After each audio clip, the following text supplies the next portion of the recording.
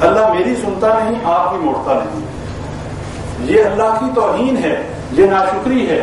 اللہ کہتا ہے میں سنتا ہوں، ہم کہتے ہیں ہم تو گناہگار ہیں جی، اللہ ہماری سنتا نہیں، ان کی موڑتا ہے. یعنی کہ ہم اللہ کو پابند کر رہے ہیں اور ہم نے یہ سمجھ لیا کہ ہم مانگیں گے تو اللہ ہمیں نہیں دے گا. تو اگر ہم مانگیں گے اللہ نہیں دے گا تو اس چیز کی کیا گارنٹی ہے کہ یہ مانگیں گے تو اللہ دے دے گا؟ اس چیز کی گارنٹی ہے؟ اللہ اس بات پہ جانی کہ اللہ پابند ہے کسی کا. اللہ تو کہتے ہیں میں چاہوں تو حضرت عیسیٰ علیہ السلام اور حضرت مریم علیہ السلام اور جتنی انسانیت سب کو میں مار دوں اور جہنم میں ڈال دوں، مجھے تو کوئی پوچھنے والا نہیں.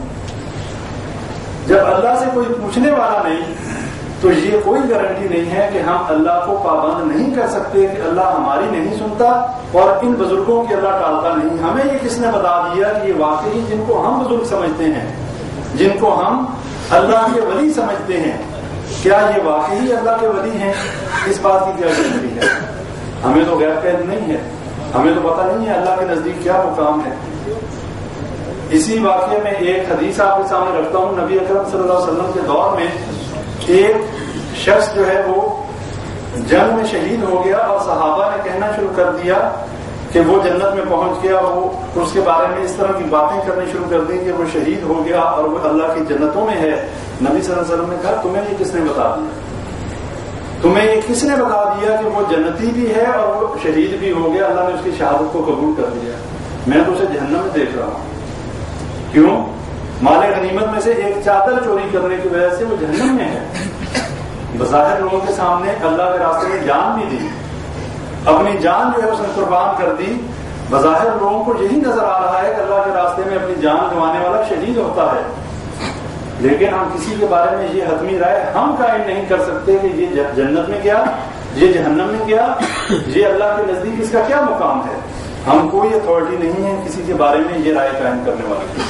تو ہمیں اس بات سے یہ پتا چلا کہ ہمیں اللہ سے ڈائریکٹ مانگنا چاہیے، کسی واسطے اور وسیلے کی طرف نہیں جانا چاہیے. اور یہ واسطے اور وسیلے کس قسم کے ہیں؟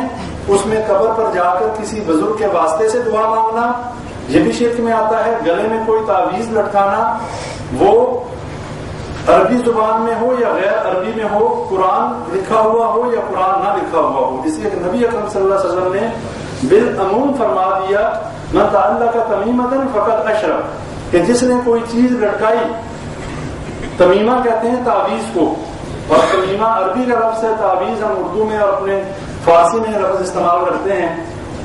جس نے کوئی چیز لٹکائی اس نے شرک کیا. اور اسی طرح ایک اور روایت میں فرمایا کہ جس نے کوئی چیز لٹکائی اللہ تعالیٰ اس کو اس کی وجہ سے نفع نہ دے. ایک حدیث میں آتا ہے کہ نبی اکرم صلی اللہ علیہ وسلم نے ایک نوجوان کو دیکھا کہ اس نے انگلی پر ایک پیتل کا چھلا پہنا ہوا تھا، انگوٹھی جیسے کہتے ہیں یا چھلا کہتے ہیں، پہنا ہوا تھا. پوچھا یہ کیا ہے بھائی؟ اس نے کہا کہ مجھے وہنا، اس نے کہا مجھے وہنا ہے. وہنا کہتے ہیں کمزوری ہے، اور یہ پڑا ہوا ہے اس لیے میں نے پہنا ہے، یہ میری کمزوری دور کرنے کے لیے ہے.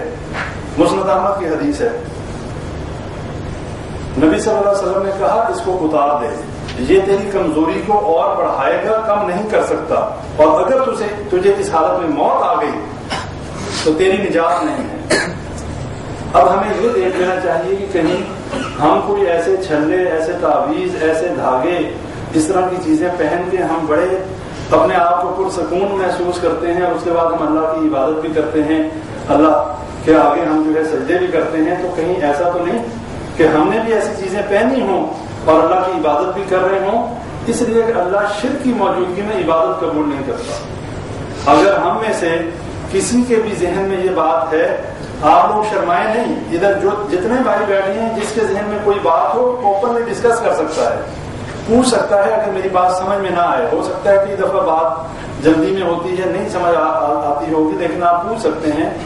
اس لیے اگر ہم میں سے کسی کے بھی اندر اس طرح کی کوئی خامی ہے، کوئی لا علمی میں یہ کام کر رہا ہے، اس تک یہ پیغام پہنچانا مقصد ہے کہ اس کے بارے میں نبی صلی اللہ علیہ وسلم نے بہت ہی جو ہے اس کے اوپر تعزیر اور بہت زیادہ اس کی مذمت کی ہے کہ ایسا بندہ جو ہے اس کی عبادت قبول نہیں ہوتی اور یہ چیزیں لٹکانا صحیح نہیں ہے.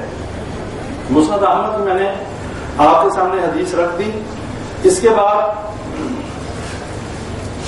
ایک اور حدیث حضرت عقبہ بن عامر رضی اللہ عنہ سے روایت ہے، فرمایا کہ جو شخص اپنے گلے میں تعویذ لٹکاتا ہے اللہ تعالیٰ اس کی خواہش پوری نہ کرے. یہی پہلے میں نے جو روایت ہے کہ آپ کے سامنے رکھی، من تعلق تمیمۃ فلا اتم اللہ لہ، کہ اللہ تعالیٰ اس کی اس خواہش کو پورا نہ کرے. پھر کہا من تعلق وضعۃ فلا وضع لہ لہ، فرمایا جس شخص کے گلے میں جو تعویذ لٹکاتا ہے اللہ اس کی جو ہے اسے آرام نہ دے، اس کو شفا نہ دے. اور پھر فرمایا من تعلق تمیمۃ فقط اشرک، جس نے گلے میں تعویذ لٹکایا اس نے شرک کیا. یہ ایک بات ہو گئی. اس کے بعد آ جائیں کہ اگر کوئی شخص تعویذ نہیں لٹکاتا لیکن کئی لوگ کوئی دھاگا باندھ لیتے ہیں، کوئی کلائی کے اوپر کوئی ایسی چیز باندھ دیتے ہیں. نبی اکرم صلی اللہ علیہ وسلم کے پاس 10 افراد آئے اسلام قبول کرنے کے لیے. نبی صلی اللہ علیہ وسلم نے 9 جو لوگ تھے ان سے بیعت لے لی اور اسلام میں ان کو داخل کر دیا. 10ویں آدمی جو تھا اس کو جو ہے نبی صلی اللہ علیہ وسلم نے اس سے بیعت نہیں دی.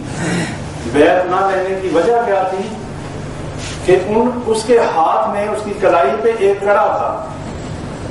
جو دور جاہلیت میں جو مشرکین جو ہے کڑے اور اس طرح کی چیزیں اپنے کلائیوں پر باندھا کرتے تھے. نبی صلی اللہ علیہ وسلم نے کہا کہ اس کی موجودگی میں تجھ سے بیعت نہیں دے سکتا، اس لیے کہ نبی اکرم صلی اللہ علیہ وسلم شرک کو مٹانے اور توحید کو پھیلانے آئے تھے.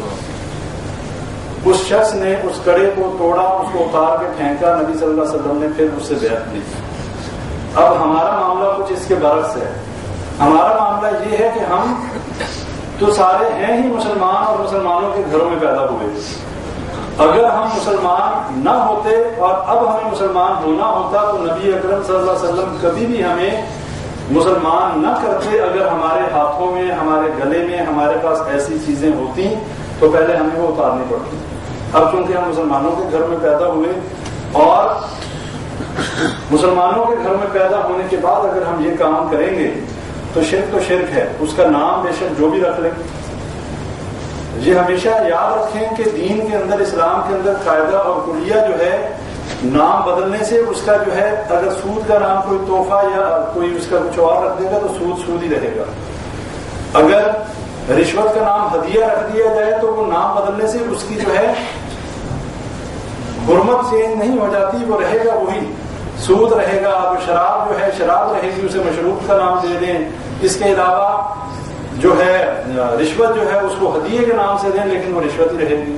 ہمارے نام بدلنے سے اس کا گناہ اور اس کا جو ہے وہ کم نہیں ہو جائے گا، وہ وہی رہے گا. اسی طرح شرک جو ہے اس کا نام جو مرضی رکھ لیں.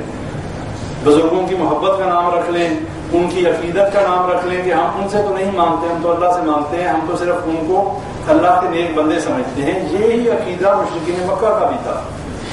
اب آگے یہ بات بھی کلیئر ہو گئی. سیدنا حذیفہ رضی اللہ عنہ سے روایت ہے کہ وہ ایک شخص کی بیمار کرسی کے لیے گئے. اس شخص نے ایک دھاگا باندھا ہوا تھا تو اس سے پوچھا کہ یہ تم نے دھاگا کیوں باندھا ہوا ہے، یہ کیا وجہ؟ اس نے کہا یہ میرا پڑا ہوا ہے، میں نے کسی سے اس پہ دم کروایا ہے اور یہ جو ہے وہ اس بیماری کو دور کرنے کے لیے ہے. حضرت حذیفہ رضی اللہ عنہ فرمانے لگے کہ اس دھاگے کو توڑ دیا اور فرمایا کہ اگر اس دھاگے کی موجودگی میں تو مر جاتا میں تیرا جنازہ نہ پڑتا. اور آپ کو یہ پتہ ہونا چاہیے کہ کسی مسلمان کا جنازے کا پڑھنا جو ہے، جنازہ پڑھنے والے کے لیے اگر صرف جنازہ پڑھے تو 1 قرات ثواب ہے، اور اگر اس کو جنازہ پڑھنے کے بعد اس کو دفن بھی کرے تو اس کے لیے 2 قرات کا ثواب ہے. اور یہ 2 قرات جو ہیں یہ بہت پہاڑ جتنے ہیں. اتنا ثواب ہے کسی بندے کا جنازہ پڑھنا. اور جس مرنے والے کا جنازہ 40 لوگ جو مواحد ہوں، مواحد یعنی کہ جو شرک کرنے والے نہ ہوں، جن کا عقیدہ توحید بالکل صحیح ہو، ایسے 40 لوگ جس بندے کا جنازہ پڑھیں اس کے لیے اللہ تعالیٰ ان کی سفارش قبول کرتا ہے اور اس کی مغفرت فرما دیتے ہیں. لیکن اگر جو